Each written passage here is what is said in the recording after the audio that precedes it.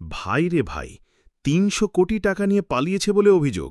আরেকটা বড় খেলোয়াড়ের নাম এখন ভাইরাল, ফ্লাইট এক্সপার্ট। এই দেশে জিনিসপত্রের দাম বাড়ে ঠিকই, কিন্তু ধোঁকা দেওয়ার কৌশল, ওটার তো লেভেলই আলাদা। কয়েক বছর আগে সব সেলিব্রিটি মিলে ফ্লাইট এক্সপার্টের প্রচার করত।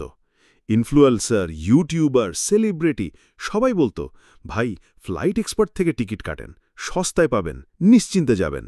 আর এখন এখন তারাও নিজেরাও খুঁজছে মালিক কোথায়।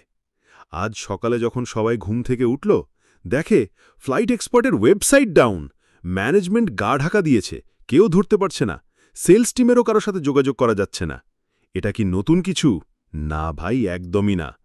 ডেস্টিনি, ইভালি, আলেশা মার্ট সবাই একের পর এক কোটি কোটি টাকা নিয়ে ভেগে গেছে।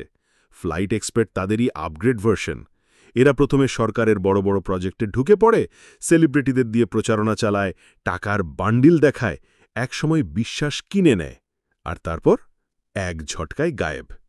ফ্লাইট এক্সপার্ট শুধু ট্যুরিস্ট না, বি2বি এজেন্টরাও মারা খাইছে।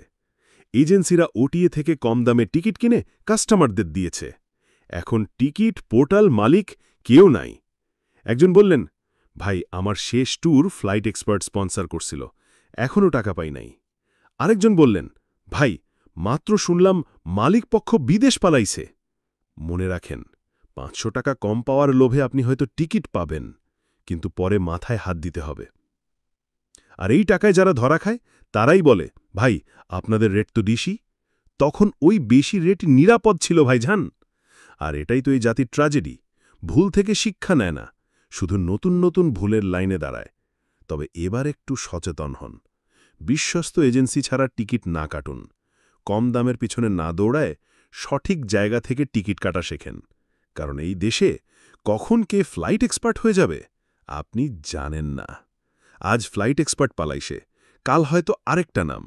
তাই এখনই সাবধান হন, না হলে আপনার ট্যুর প্ল্যান হয়ে যাবে স্ক্যাম প্ল্যান।